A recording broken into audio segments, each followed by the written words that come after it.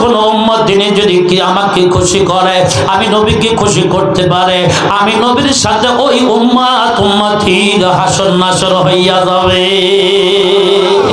এ ভাইরা আমার শুনেন, আমার আপনার পয়গাম্বর ডাকতে বলেন, আমি নবীর উপরে যে ব্যক্তি বেশি বেশি দরুদ শরীফ পাঠ করবে, বেশি বেশি সুন্নাতের আমল করবে, আমি নবীর গুণগান যে ব্যক্তি বেশি বেশি বলবে, আমি নবীজি তার জন্য জান্নাতের মেহমান বানাইয়া দিব। এ ভাইরা আমার, ওই নবীকে আমি আপনি খুশি করতে পারি নাই, নবীর উপর বেশি বেশি দরুদ শরীফ কেন পড়বেন ভাইরা আমার, সুন্নাতের আমল কেন করবেন? আমার আপনার পয়গাম্বর বলেন, হাদিস শরীফের মধ্যে আছে, আমার নবীর উপরে বেশি বেশি দরুদ শরীফ পাঠ করবেন, সুন্নাতের আমল করবেন, যতগুলো সওয়াব হয়ে থাকে সপ্তাহে 2 দিন, প্রত্যেক সপ্তাহে 2 দিন, একদিন হলো সোমবার আর একদিন হলো বৃহস্পতিবার, আমার আপনার সুন্নতের আমল, আমার আপনার দরুদ শরীফের আমল যতগুলো হবে, ফেরেশতার মাধ্যমে আল্লাহ রাব্বুল আলামিন আমার আপনার আমলগুলা নবীজির কবরের মধ্যে পৌঁছায়া দেওয়া হয়। এ ভাইরা আমার, যার যত আমল তত ভাইরা আমার বেনিফিট। আমার আপনার আমল দেখে আমার আপনার পয়গাম্বর যদি খুশি হইয়া যায়, রাজি হইয়া যায়, আমার আপনার জান্নাত নিয়ে কোনো টেনশন থাকবে না। কথা কয় না, ঠিক না ভাই? ঠিক। এই জন্য ও মুসলমান বাবাজিরা, ভাইজানরা একটু ভালো করে শুনবেন, আপনারা মাহফিল দিচ্ছেন ভালো কথা, দুনিয়ার ভিতরে মাহফিল থেকে আমরা 2-1টা আমলের কথা শুনে যাবো, এটাই বড় নাজাতের কারণ হয়ে যাবে। কথা কয় না, ঠিক না ভাই? ঠিক। মুসলমান বন্ধুরা আমার, এই জন্য নবীর উপরে, নবীকে খুশি করতে গেলে, জান্নাতে যাইতে গেলে, নবীর সাথে যদি হাসর নাসর ভাইরা আমার করাইতে যাও, নবীর উপরে বেশি বেশি সুন্নাতের আমল করতে হবে, নবীর উপর বেশি বেশি দরুদ শরীফ পাঠ করতে হবে। দরুদ শরীফ পাঠ করলে কি হয় ভাইরা আমার, সুন্নাতের আমল করলে কি হয় ভাইরা আমার, একটু সিমটমটা নিয়ে যান আমার কাছ থেকে বন্ধুরা আমার। আসল আমার আপনার পয়গম্বরের নাম হলো মুহাম্মাদুর রাসূলুল্লাহ সাল্লাল্লাহু আলাইহি ওয়াসাল্লাম। আমার আপনার পয়গম্বরের নামের নাম আরেকজন আমার নবীজির আশিক, এই ব্যক্তির নাম হলো মুহাম্মদ। ভাইরা আমার, এই মুহাম্মদ হলো ইমাম মুহাম্মদ রহমাতুল্লাহি আলাইহি বলেন, আমি নবীজির আশিক, আমি নবীজির আশিক, আমি নবীজির উপরে প্রত্যেক সময় দরুদ শরীফ পাঠ করি, সুন্নাতের আমল করে।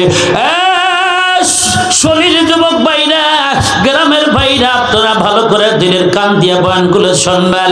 নবীজির একজন আশিক, তার নাম কিন্তু মুহাম্মদ, কিন্তু মুহাম্মদ রহমাতুল্লাহি আলাইহি বলেন, আমি দরুদ শরীফের আমল বেশি বেশি করি, সুন্নাতের আমল বেশি বেশি করি।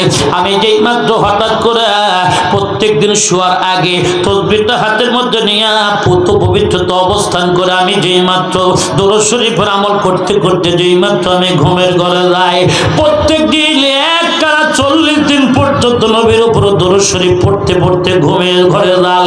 খোদার নামের কসম করে বলি, আমার নবীকে যদি খুশি করতে পারেন দরুদ শরীফের আমল দিয়া, সুন্নাতের আমল দিয়া, আমার আপনার পয়গম্বর আমার আপনার ঘরের মধ্যে এসে হাজির হইয়া যাবে। এ ভাইরা আমার, আমরা আসলে আমরা পড়ার মতো ক্ষমতা রাখি না, আর পড়ার মতো পড়িও না।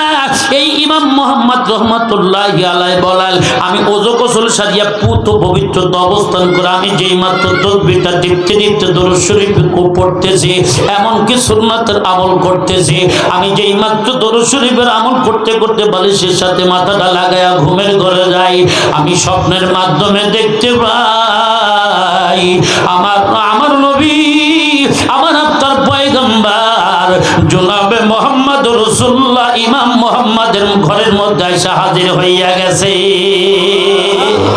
ইমাম মুহাম্মদ বলেন, আমি ভয় পেয়ে গেলাম। কেন ভয় পেয়ে গেলাম? নবীজির চেহারা মোবারকের কারণে আমার পুরো ঘরটা আলোকিত হয়ে গেছে। মারহাবা কল। আমি ভয় পেয়ে গেলাম, আমি ভয় পেয়ে গেলাম। আমার নবীজি আয়েশা মাথার মধ্যে হাত দিয়ে বলে, বাবা মুহাম্মদ ভয় পাস না রে বাবা, আমি তোর নবী। একটু জোরে কর সুবহানাল্লাহ।